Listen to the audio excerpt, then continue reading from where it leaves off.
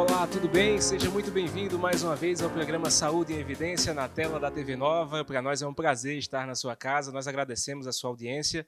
E eu lembro, sempre você pode acompanhar também nas nossas redes sociais, a TV LW, Facebook, YouTube e Instagram.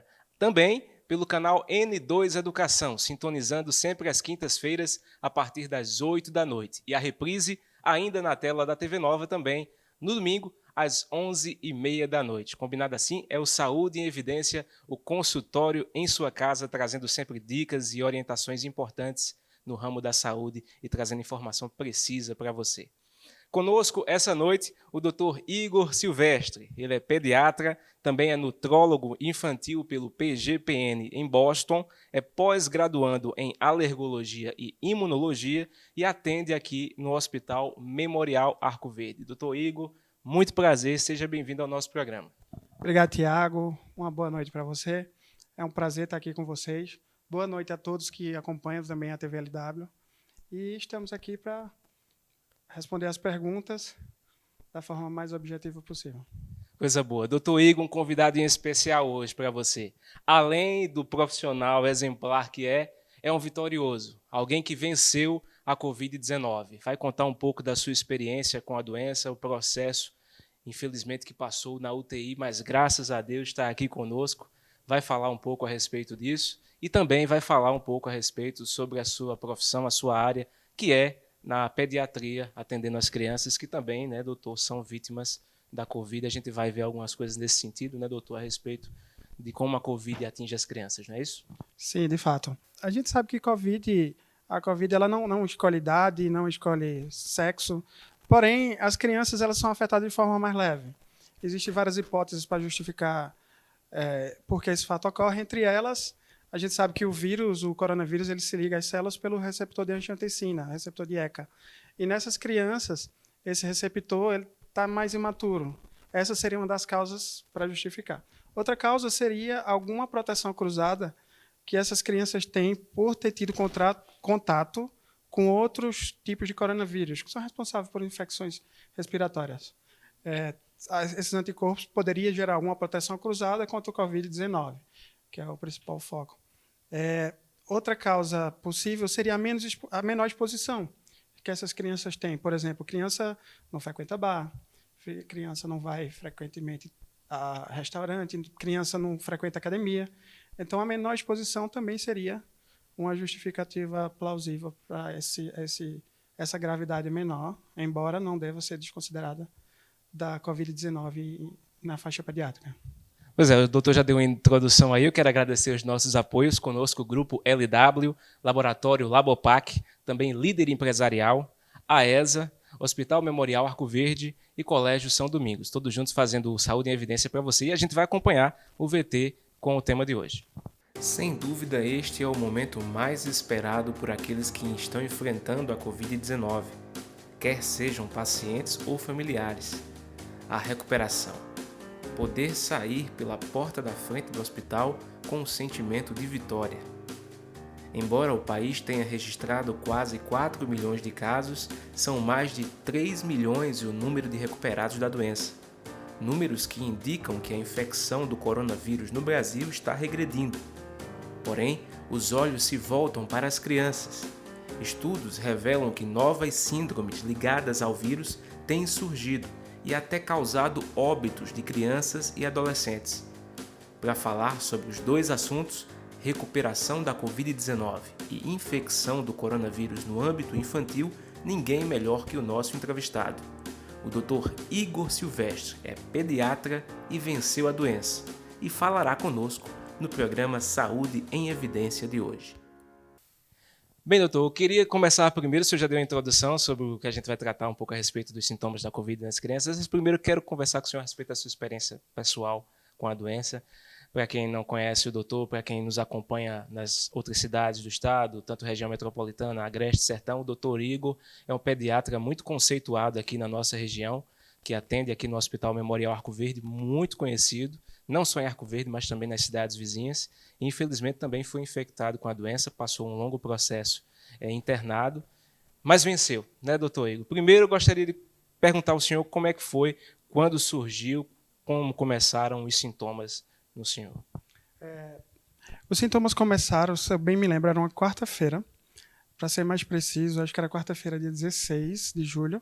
Começaram com sintomas só totalmente inespecíficos. Uma mialgia, uma dor muscular, uma astenia. Na quinta-feira, eu comecei com sintomas gripais. Comecei com uma tosse produtiva, espirros, coriza, obstrução nasal, dor muscular, uma fraqueza, uma astenia bem significativa. E comecei a suspeitar de Covid, porque há muitos anos que eu não tinha febre e até mesmo as gripes que eu tinha, raramente eu tinha febre. E era diferente, eu não sei exatamente porquê, mas era diferente de uma gripe comum, apesar dos sintomas ser idênticos já de uma gripe.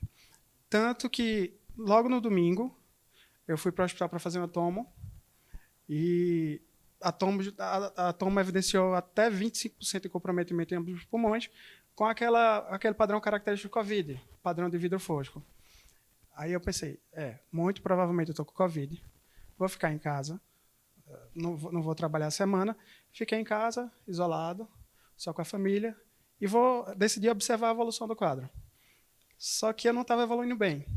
A febre se mantinha, na verdade a febre começou no domingo, e ela era constante, quase sempre no mesmo horário, no final da tarde, e eu comecei a apresentar dispneia, a esforços que antes, dispneia, para quem não sabe, quer dizer, cansaço, a esforços que antes não me causavam esse cansaço. Tanto que meus amigos me ligaram, né? Eu estava sempre comunicando meu quadro clínico, e um deles, Rafael, disse, olha, vá para o hospital, repita essa tomo e faça uma gasimetria arterial. Então, na quarta-feira mesmo, à noite, no comecinho da noite, eu fui para o hospital, repeti a tomo e já tinha havido uma piora bem significativa. Já estava com comprometimento de quase 50% de ambos os pulmões. Eu já estava cansando até esforços banais, andar no plano, tomar banho. Então, eu decidi, pelos fatores de risco que eu tinha, um problema que eu tive em fevereiro, eu tive um infarto em fevereiro, apesar de não ter ficado com sequela, mas infarto é infarto. Então, eu digo, não, eu vou para Recife, vou para o hospital de referência Covid, que eles já atenderam mais de 1000 casos, já tem muita experiência. Então, na própria quarta-feira, assim que eu saí do Hospital Memorial, eu já fui direto para o Hospital Português. Fui dirigindo, fui bem durante o percurso. E ao chegar lá, já fui prontamente internado. Aí, a partir daí, a evolução não foi muito favorável.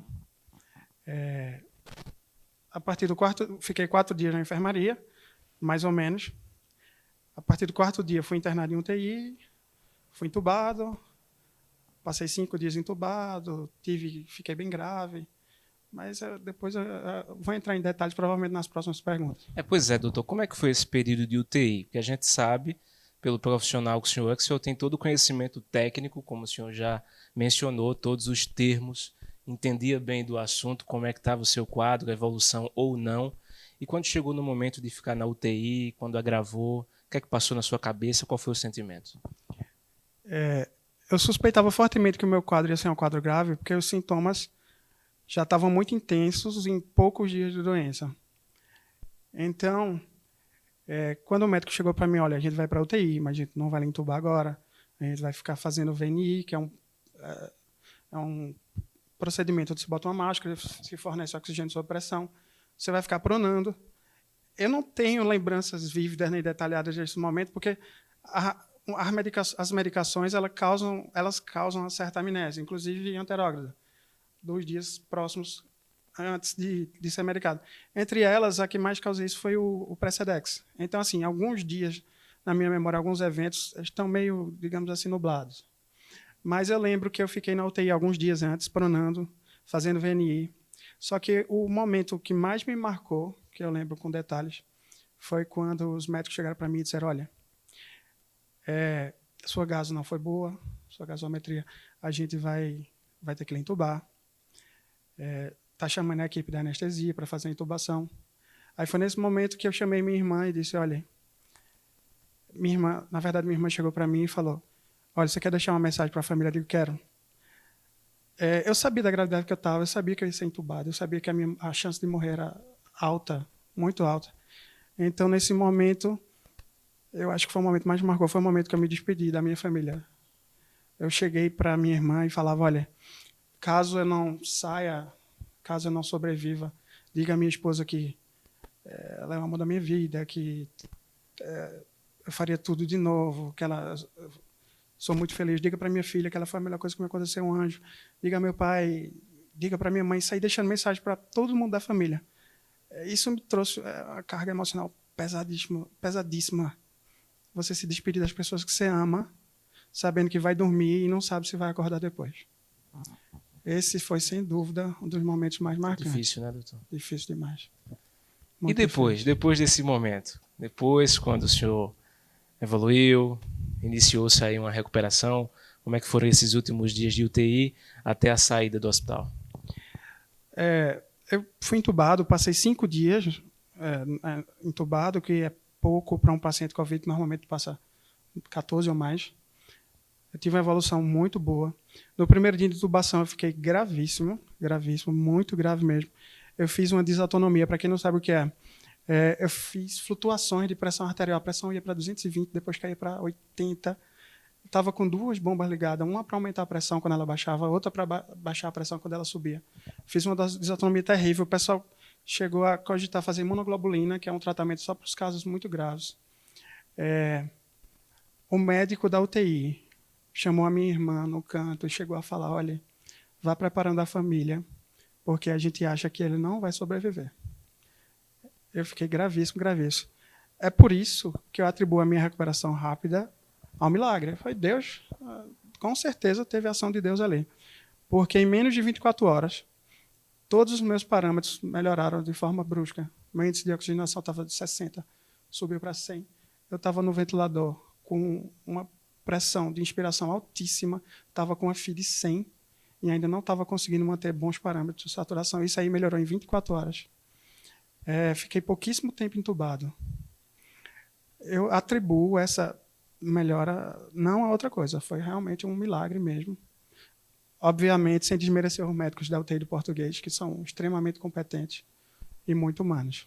Nesse dia a dia, eu estou tentando imaginar aqui como é que era a sua posição dentro do leito de UTI. Porque, conhecendo todos os dados técnicos e entendendo dos gráficos dos equipamentos, o senhor olhava também, acompanhava como o equipamento estava procedendo ou não, como é que estava funcionando, a sua evolução com esses gráficos, como era a conversa com os médicos a respeito disso, o senhor perguntava quando estava lúcido, quando podia conversar com eles, como era esse convívio?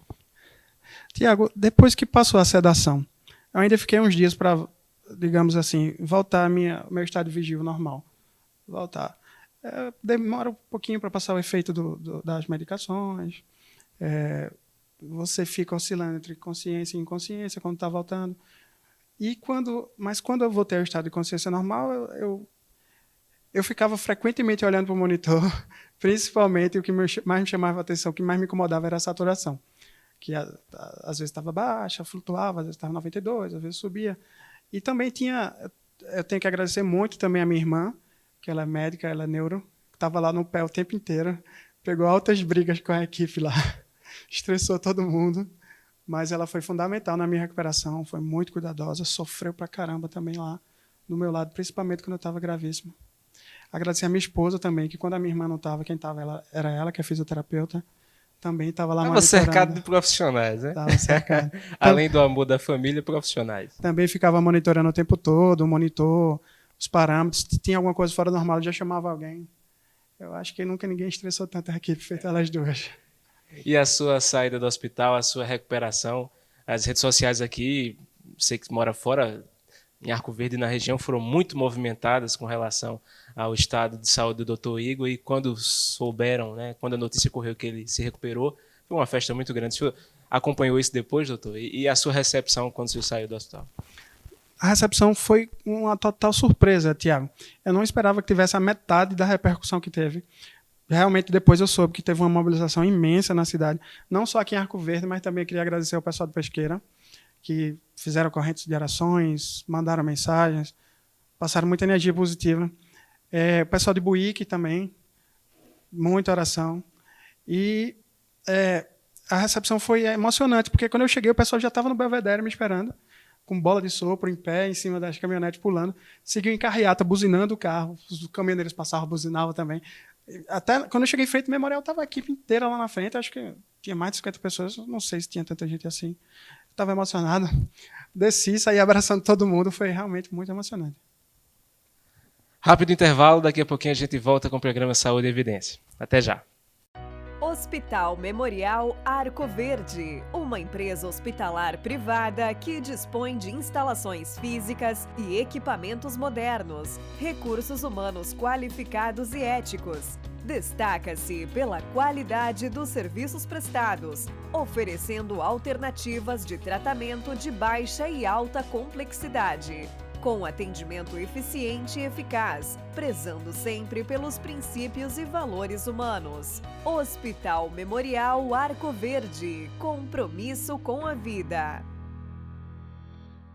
Está na Líder PE a solução em assessoria e consultoria contábil, nos ramos público e privado. Também temos estrutura para o melhor suporte, focado principalmente nas eleições municipais de 2020. Líder PE, soluções para a sua empresa.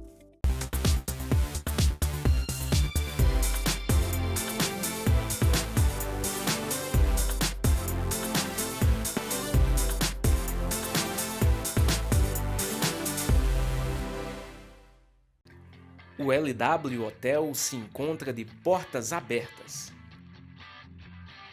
Estamos de volta, aguardando você, cliente, com toda a qualidade e carinho de sempre. Nossa equipe está preparada e seguindo todas as normas e recomendações do Ministério da Saúde. Entrada, recepção, quartos, todos devidamente higienizados com os procedimentos adequados para garantir a você uma estadia tranquila. Neste momento, a sua saúde e segurança são a nossa prioridade. LW Hotel, sinta-se em casa. Cuidar da saúde com segurança e confiança é essencial. Por isso, o Laboratório Labopac oferece atendimento humanizado com equipe especializada e tecnologia em diagnósticos, trazendo cada vez mais inovação em análises clínicas. Laboratório Labopac, atendimento humano, resultados precisos. Alagoinha, Arco Verde, Belo Jardim, Pesqueira, Poção, Venturosa e Sanharó. Mais do que nunca, é preciso viver o presente, olhando para o futuro. Na AESA, você encontra dezenas de cursos superiores com profissionais capacitados e muito empenhados em extrair o melhor resultado. Sonhe alto e conte com a AESA para ajudar a realizar. Voltamos com o programa Saúde em Evidência para você na tela da TV Nova. Agradeço o carinho da sua audiência mais uma vez. Lembro que você pode seguir as nossas redes sociais e também acompanhar o programa Facebook, YouTube e Instagram TV LW. Mais uma opção para você assistir no canal N2 Educação, nas quintas a partir das 8 da noite. E a reprise na tela da TV Nova nos domingos a partir das 11h30 da noite. Conosco, Grupo LW, Laboratório Labopac, Líder Empresarial, AESA, Hospital Memorial Arco Verde e Colégio São Domingos, todos juntos fazendo o programa Saúde em Evidência para você. Doutor Igor, mais uma vez obrigado pela sua presença. A gente falou um pouco no primeiro bloco a respeito da sua recuperação, graças a Deus o senhor está aqui. Vamos falar um pouco a respeito da sua área agora, pediatria e a nossa preocupação, de quem é pai, de quem é avó, de quem é tio, enfim, de todo mundo com as crianças. No começo da pandemia se falava muito a respeito das crianças que não corriam risco. Era um grupo que não tinha esse perigo de contágio. Hoje, infelizmente, a história é outra. Como é que o senhor está vendo isso e como é que a Covid pode se manifestar nas crianças? Até pouco tempo, achava-se que realmente as crianças, além a maioria ser assintomática, boa parte era liga-sintomática, persiste assim. Porém, recentemente foi descrita uma síndrome chamada síndrome inflamatória multissistêmica na pediatria, que vem sendo responsável por óbitos e uma morbidade muito grande em crianças. A COVID comum em criança apresenta sintomas semelhantes aos adultos. Tosse seca, mialgia, dor na garganta, astenia significativa. Esses são os principais sintomas, além da febre. Também são os principais sintomas. Há casos descritos de uma síndrome gastrointestinal, com diarreia, vômitos do abdominal, embora não seja tão comum. É bem mais comum na faixa pediátrica nos adultos, embora a frequência ainda seja abaixo de 10%. Realmente, os sintomas mais frequentes são febre, tosse seca, dor na garganta e astenia. Com relação à faixa etária das crianças, doutor, a gente vê os grupos de risco, os idosos, a gente vê as pessoas que já têm alguma comorbidade. Dentro do grupo das crianças, alguma coisa a ver com relação à idade? As crianças mais novas são mais frágeis, são mais suscetíveis, os bebês, como funciona isso? A gente vem observando que essa faixa etária mais precoce, mesmo bebês, aqui no nosso estado a mortalidade tem sido maior. Mas a gente sabe que os grupos de risco de pediatria são principalmente aquelas crianças que já têm alguma comorbidade prévia, principalmente respiratória, uma asma, uma fibrose cística, alguma malformação pulmonar, cardiopatias, são também fatores de risco, doenças limitantes, doenças que envolvem coagulopatias. Então, assim, essas crianças que têm essas comorbidades têm uma chance maior, que nunca vai dizer que vai acontecer de fato, de agravar os quadros de Covid. É complicado, né, doutor? A gente que é pai, que é mãe, nosso público que está assistindo agora, dá uma dor, dá um aperto no coração, uma preocupação maior, né? O pai e a mãe agora que está nos assistindo e está com seu filho febril, gripado, como é que ele deve proceder, doutor? Quando é que ele deve levar a uma unidade básica de saúde? Quando é que ele deve levar a criança a um hospital para que seja atendida e que tenha esse atendimento correto? Como nós estamos vivendo o tempo de pandemia, e é muito difícil a gente diferenciar uma síndrome gripal inicialmente de um Covid, a gente recomenda que os pais tragam as crianças de preferência depois das primeiras 48 horas de febre, para a gente pegar a janela mais propícia para fazer os exames laboratoriais. No caso, o exame que poderia ser feito com essa precocidade seria um PCR, um RT-PCR, que seria o suave nasal e de orofaringe, e alguns exames laboratoriais diversos. Se o paciente apresentar dispneia, desconforto respiratório, faz aquela força para respirar, aparece a costelinha, entra a retração de fúrcula, no caso, tiragem intercostal, batimento de asa de nariz, desconforto respiratório, independente do tempo de doença, procurar imediatamente a unidade de saúde mais próxima. Com relação ao tratamento, doutor, tem sempre o perigo dos pais medicarem já os filhos em casa, né? Com sintoma de gripe, com sintoma de febre, enfim, e já medicar alguma coisa. Com relação a essas circunstâncias, o senhor aconselha o quê com os primeiros sintomas a respeito de medicação em casa? Olha, a gente não contraindica o uso de antitérmico em casa, até para a gente poder esperar as 48 horas iniciais para levar para o atendimento médico no tempo mais apropriado. Os antitérmicos mais usados são dipirona, paracetamol e ibuprofeno. Não existe nenhum relato que qualquer um dos Tudo três... isso está liberado. Inicialmente, suspeitava que o ibuprofeno fosse ser prejudicial para a Covid devido a alguma relação com o receptor da enzima conversora da angiotensina. Mas não foi comprovado, não. Foram só estudos iniciais.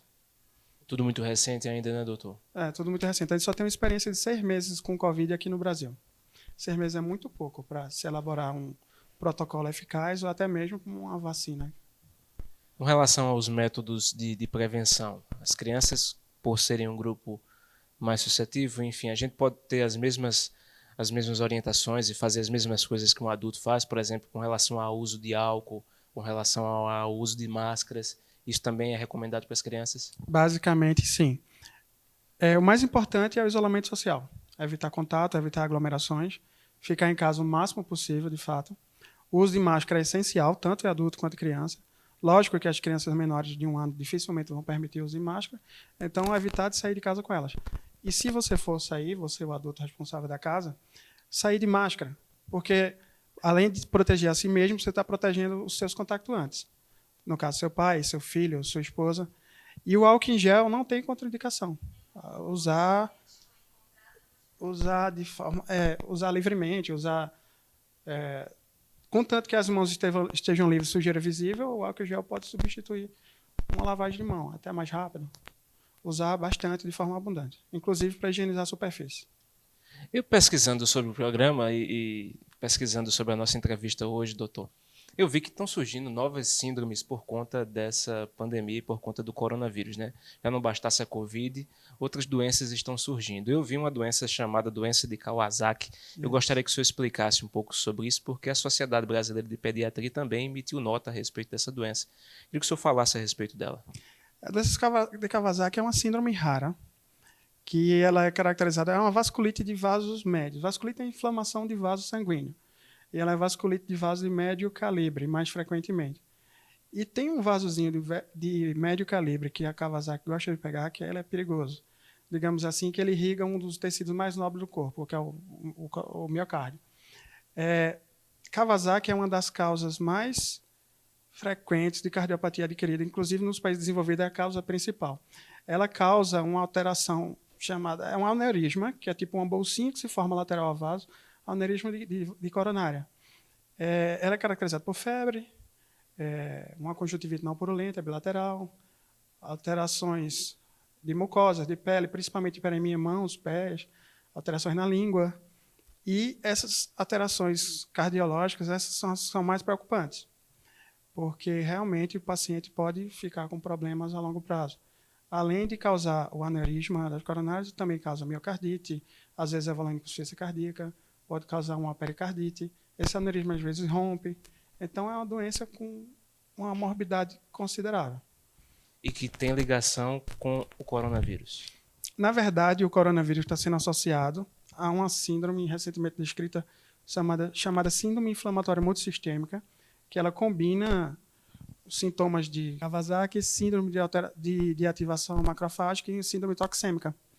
É uma síndrome potencialmente grave, é a evolução desfavorável da Covid, que põe em vida risco de várias crianças. Inclusive, a gente teve uma morte aqui Exato, recente. doutor. Justamente uma das questões que eu separei para o senhor é justamente sobre essa síndrome multissistêmica, não é isso? Síndrome É inflamatória mais multissistêmica. uma relacionada também ao coronavírus. E como é que ela se manifesta? Quais são os sintomas dela?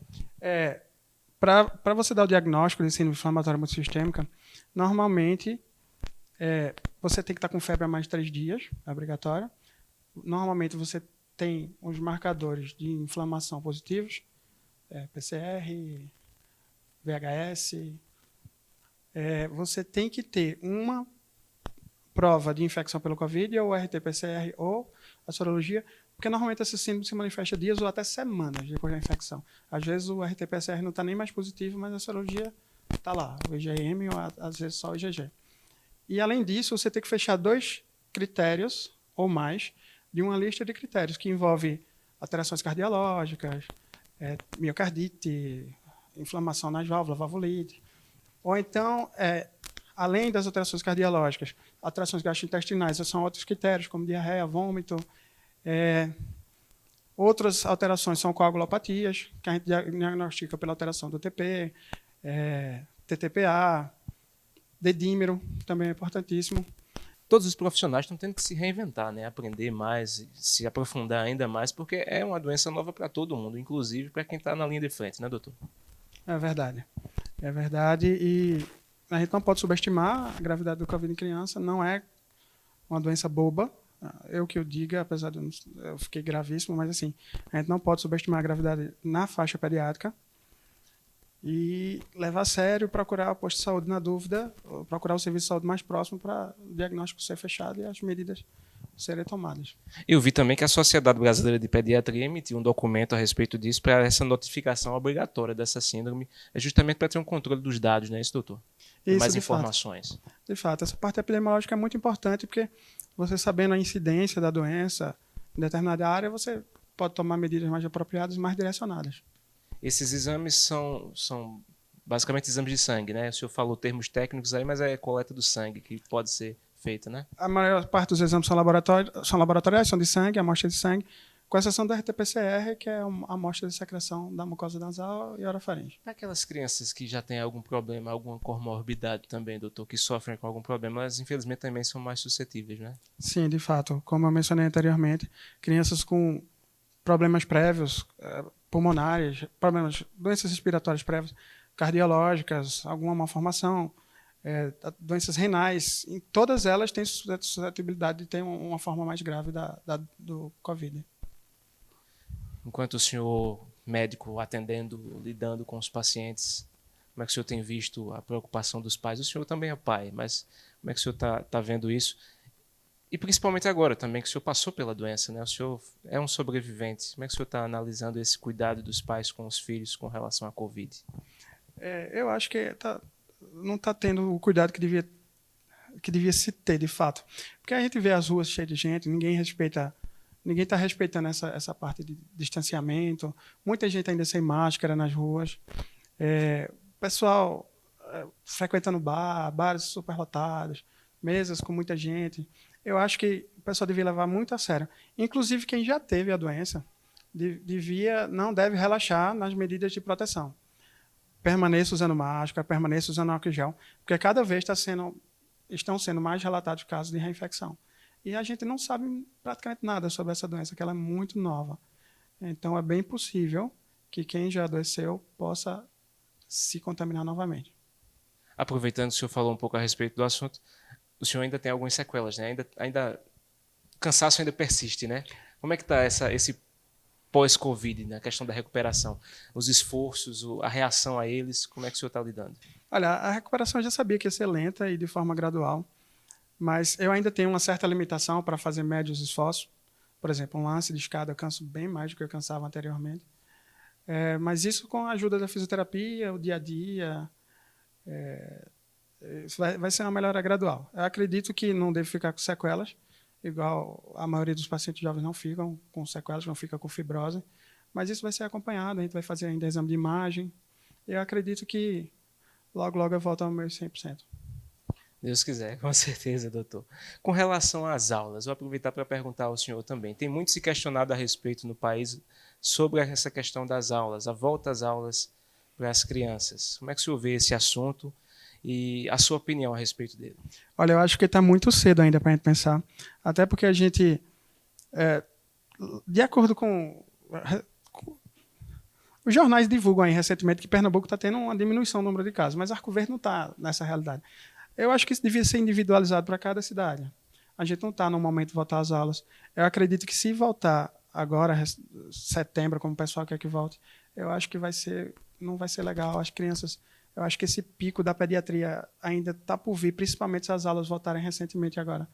Eu acho que está muito precoce, eu acho que não é o momento. Eu acho que isso aí devia ser estudado e postergado o máximo possível até a gente estabilizar melhor essa situação ou até a gente ter uma vacina eficaz. Mais um intervalo, daqui a pouquinho a gente volta com o programa Saúde em Evidência. Até já. Hospital Memorial Arco Verde, uma empresa hospitalar privada que dispõe de instalações físicas e equipamentos modernos, recursos humanos qualificados e éticos. Destaca-se pela qualidade dos serviços prestados, oferecendo alternativas de tratamento de baixa e alta complexidade, com atendimento eficiente e eficaz, prezando sempre pelos princípios e valores humanos. Hospital Memorial Arco Verde, compromisso com a vida. Está na Líder PE a solução em assessoria e consultoria contábil, nos ramos público e privado. Também temos estrutura para o melhor suporte, focado principalmente nas eleições municipais de 2020. Líder PE, soluções para a sua empresa.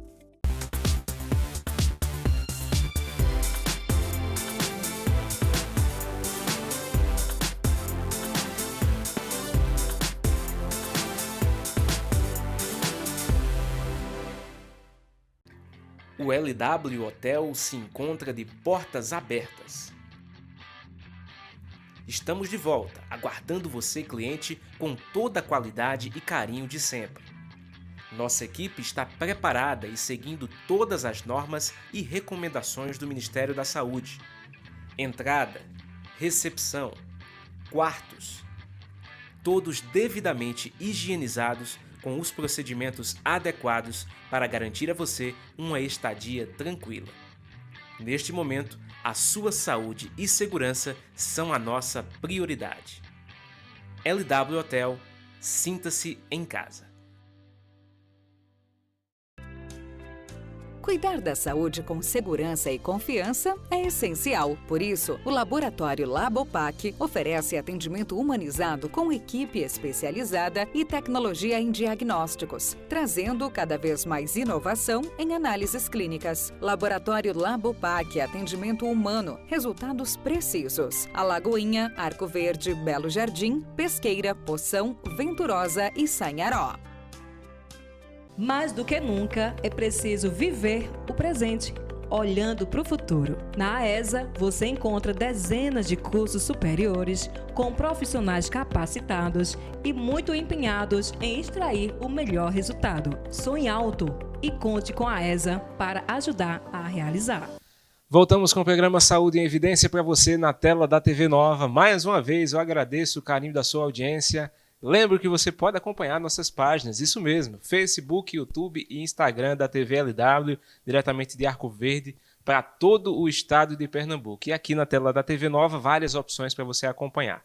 No canal N2 Educação, sempre às quintas-feiras, a partir das 8 horas da noite. E a reprise na tela da TV Nova, todo domingo, a partir das 11h30. Conosco, no programa Saúde e Evidência, trazendo essas informações importantes para você, Grupo LW, Laboratório Labopac, Líder Empresarial, AESA, Hospital Memorial Arco Verde e Colégio São Domingos, todos juntos fazendo saúde e evidência para você. Hoje recebendo o Dr. Igor, esse sobrevivente da Covid, né, doutor? Coisa boa, é um dos heróis. Nunca cheguei tão perto de cruzar a linha. A gente vai acompanhar a pergunta da Ilma, ela é telespectadora nossa, enviou uma pergunta para o senhor. Vamos acompanhar.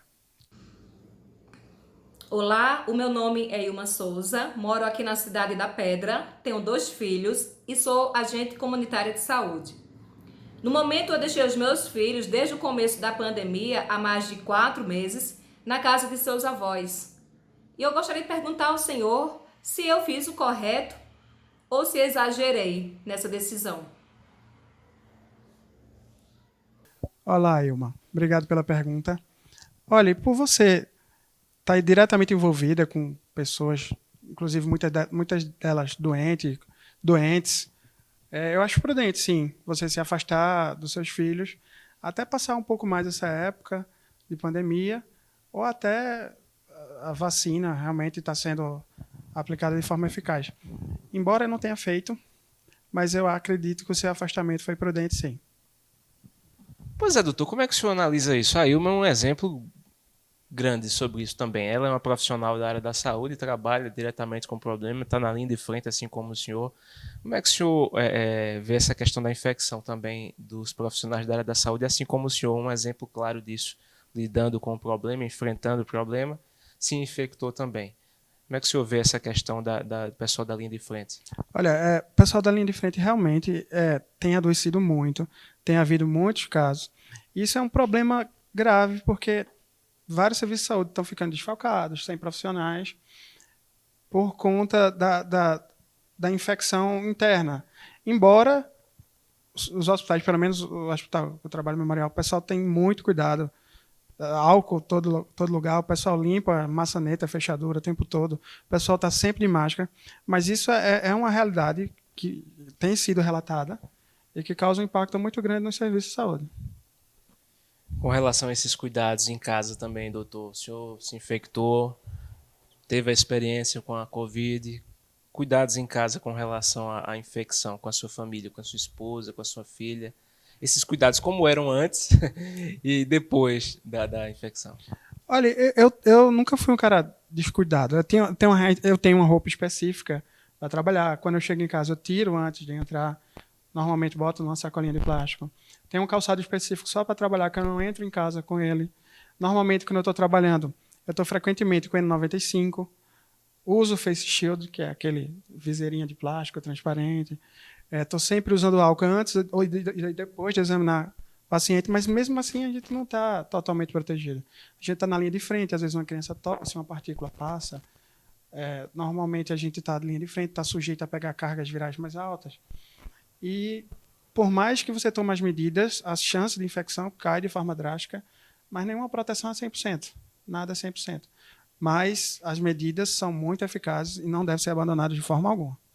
Eu lhe perguntei sobre esse cuidado em casa porque eu peguei alguns dados aqui para a nossa entrevista com relação a esse contágio das crianças, porque a gente vê que as aulas foram encerradas e as crianças estão em casa, né?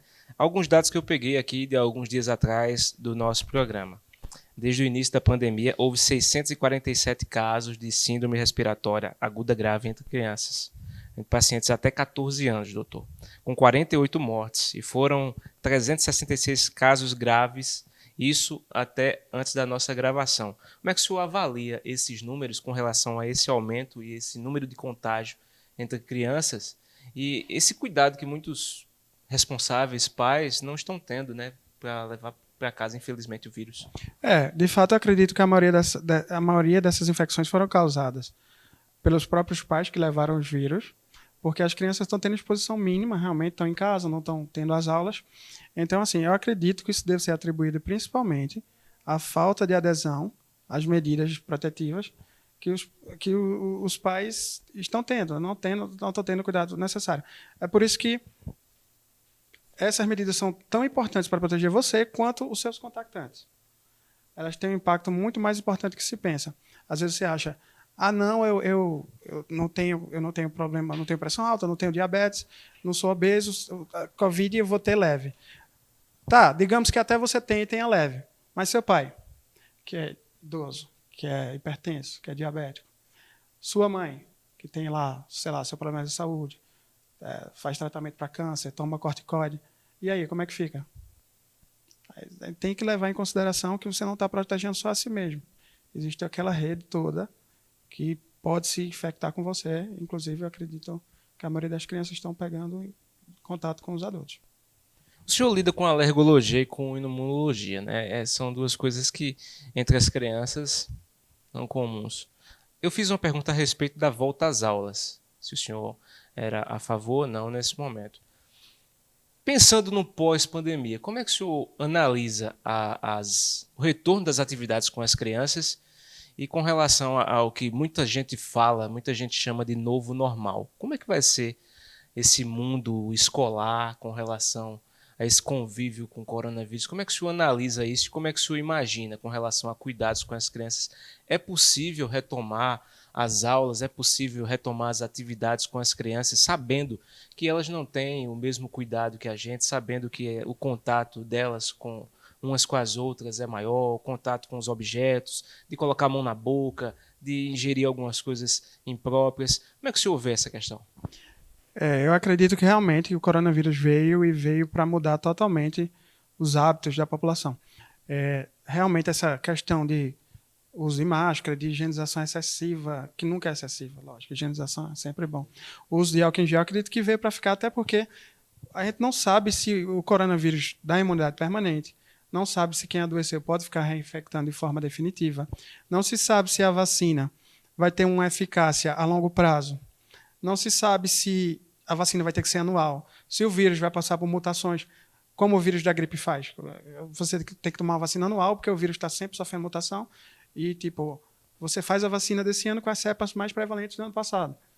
E mesmo assim você ainda gripa. Por quê? Porque o vírus sofreu mutação, aqueles anticorpos que você tinha não funcionam contra os novos vírus. Ninguém sabe nada sobre o Covid. Então, o que é uma grande incógnita.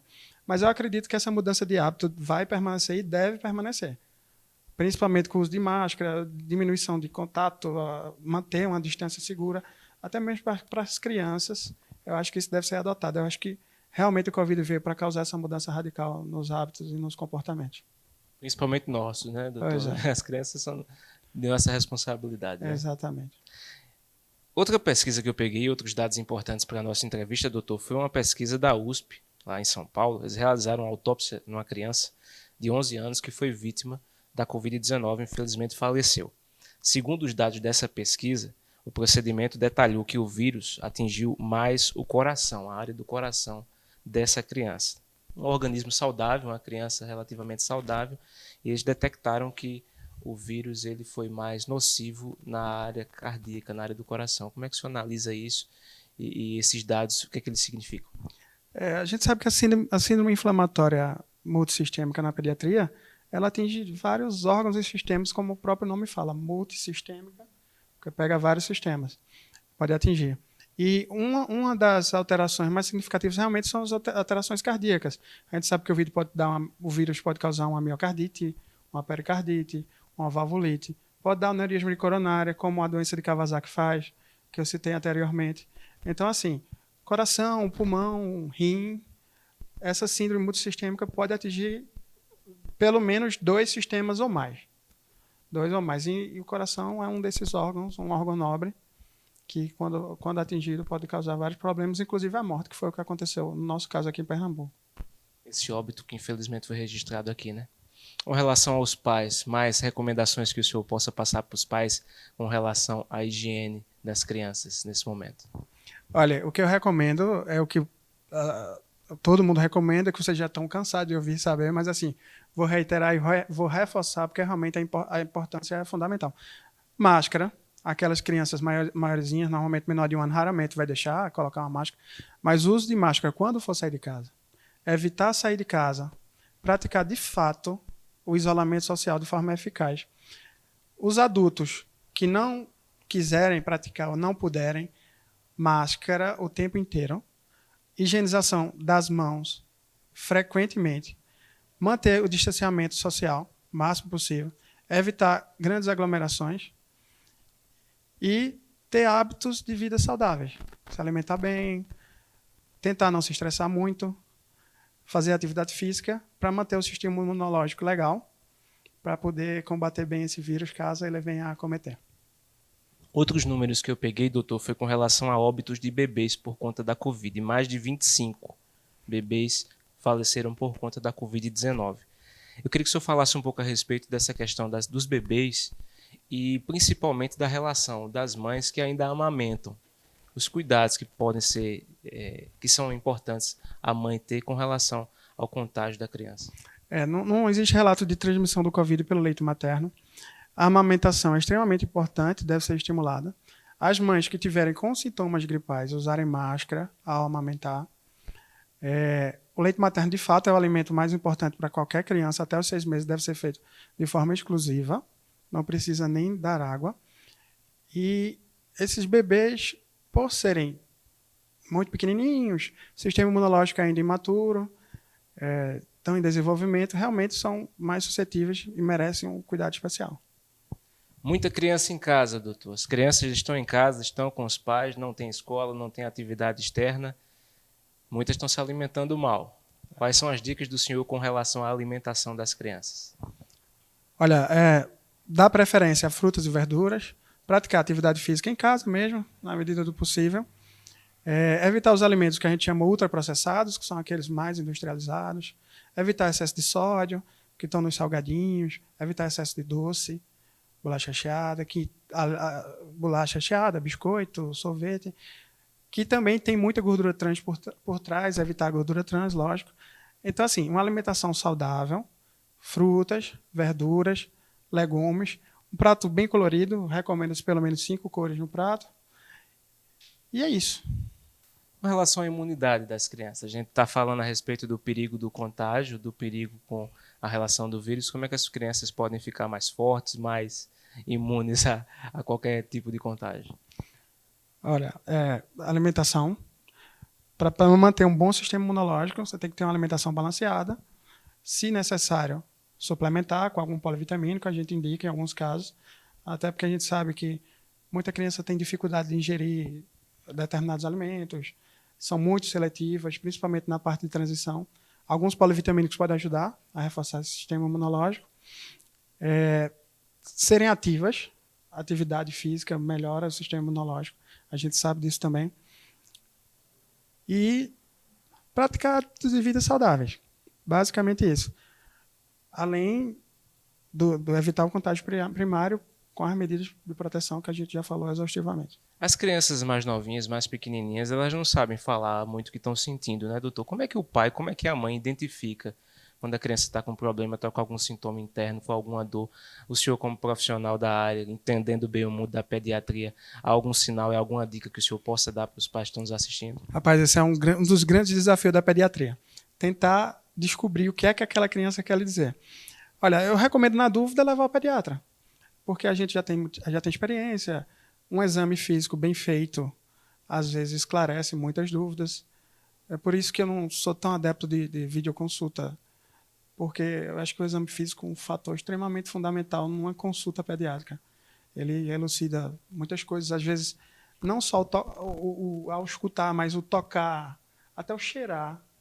Você consegue determinar uma infecção pelo cheiro do umbigo, a forma que a criança se mostra, se ela está prostrada, se ela está chorosa, se ela chora quando você toca em determinada parte do corpo. Então, assim, esse é um dos grandes desafios da pediatria, mas com um bom exame físico e uma boa anamnese, a gente consegue elucidar. O que seria a anamnese? A anamnese é a história clínica geral. Você pega uma história detalhada, saber quando a doença começou, quando começou a febre, se teve algum fator desencadeante, sinais, sintomas, associado a um bom exame físico é uma combinação ideal para a gente tentar definir esses questionamentos, para tentar descobrir o que aquela criança está querendo lhe dizer. Mais um rápido intervalo, daqui a pouquinho a gente volta com Saúde em Evidência. Até já.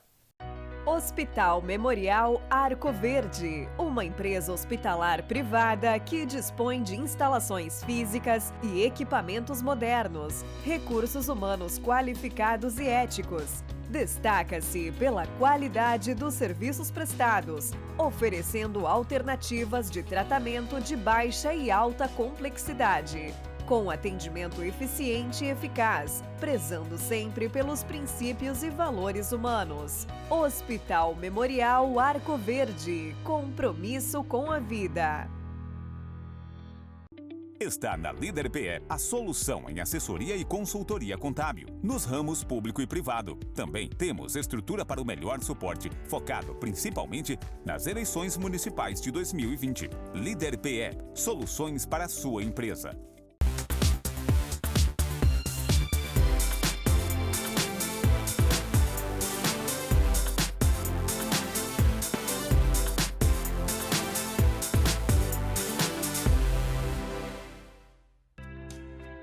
Cuidar da saúde com segurança e confiança é essencial. Por isso, o Laboratório Labopac oferece atendimento humanizado com equipe especializada e tecnologia em diagnósticos, trazendo cada vez mais inovação em análises clínicas. Laboratório Labopac, atendimento humano, resultados precisos. Alagoinha, Arco Verde, Belo Jardim, Pesqueira, Poção, Venturosa e Sanharó. Mais do que nunca, é preciso viver o presente, olhando para o futuro. Na AESA, você encontra dezenas de cursos superiores com profissionais capacitados e muito empenhados em extrair o melhor resultado. Sonhe alto e conte com a AESA para ajudar a realizar. Voltamos com o programa Saúde e Evidência para você aqui na tela da TV Nova. Mais uma vez agradeço o carinho da sua audiência. Lembre das nossas páginas sociais, Facebook, YouTube, Instagram, TV LW, para você seguir, comentar, compartilhar e também assistir o nosso programa. Além de mais opções aqui na TV. No canal N2 Educação, sempre às quintas-feiras, tá? A partir das 8 da noite. E a reprise também no domingo, às 11h30 da noite, na tela da TV Nova. Conosco, Grupo LW, Laboratório Labopac, Líder Empresarial, AESA, Hospital Memorial Arco Verde e Colégio São Domingos, todos juntos fazendo saúde e evidência para você. Doutor, a gente falou a respeito dessa questão da infecção das crianças e sobre o tratamento com relação às crianças que, infelizmente, forem ou vierem a ser infectadas com o coronavírus. Como é feito o tratamento desses pequenos? Olha, os casos leves, que são a maioria dos casos, a gente pode fazer o tratamento em domicílio, via ambulatorial. O tratamento é com sintomático, basicamente antitérmicos para combater a febre, em alguns casos antieméticos para combater os vômitos. Se o paciente estiver muito produtivo, expectorando, a gente pode fazer algum expectorante. O tratamento é basicamente sintomático. Já os casos mais graves que necessitam de internação, aí varia muito de cada caso. Hoje em dia, abandonou-se praticamente o uso da cloroquina, os consensos, a maioria deles não indicam o uso. Inclusive, o português também já tirou há mais de mês o uso da cloroquina. Corticoide faz, nos casos mais graves, principalmente os que estão precisando de oxigenoterapia. Nos casos mais graves ainda, pode-se fazer imunoglobulina. rotineiramente faz-se uso de antibiótico, mas não por conta do Covid, mas por conta de alguma infecção oportunista secundária, alguma pneumonia bacteriana secundária.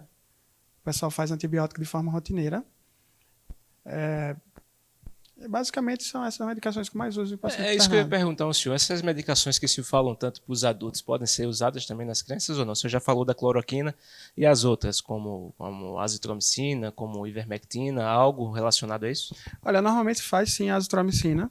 Inclusive eu fiz. Não existe ainda confirmação de eficácia, mas alguns estudos relacionaram a melhora mais rápida, com negatividade do RT-PCR mais rápido. Mas se faz sim a azitromicina. A cloroquina não mais. A ivermectina não tem nenhuma comprovação. A gente usa a ivermectina como vermífugo, mais frequentemente mais para piolho mesmo, que é escabiose, sarna, escabiose e pediculose, que é piolho. Mas assim, não tem nenhuma comprovação de eficácia na Covid-19. O senhor mesmo tomou o quê no seu tratamento? Eu tomei azitromicina. Durante o internamento, como eu fiz uma febre persistente, os médicos pensaram em infecção bacteriana secundária, até pelas radiografias também. Então, assim, eu fiz vários esquemas de antibiótico. O último que eu fiz foi Meronem e Teico. E, embora todas as minhas culturas tenham dados negativos, todas as hemoculturas, eu acredito que realmente a febre foi mais da inflamação do que da infecção secundária. Mas fiz o corticoide, fiz dose alta de metilprednisolona. Estou em desmame agora. Estou fazendo desmame com prednisona em casa. Eu fiz corticoide inalatório junto com beta-2 de longa. Eu acredito que eu devia estar fazendo algum broncoespasmo. O pessoal associou. Estava fazendo corticoide nasal por conta da rinite, que eu estava com cateter nasal de O2, e rinite e cateter nasal não combina, que o nariz congestionado com cateter nasal. E as demais medicações eu acredito que foram mais de suporte mesmo. Mas o principal mesmo que eu tomei foi corticoide, os antibióticos, acho que foi isso. A mensagem que o senhor deixa para as pessoas que infelizmente estão nos assistindo agora e estão infectadas com a Covid-19.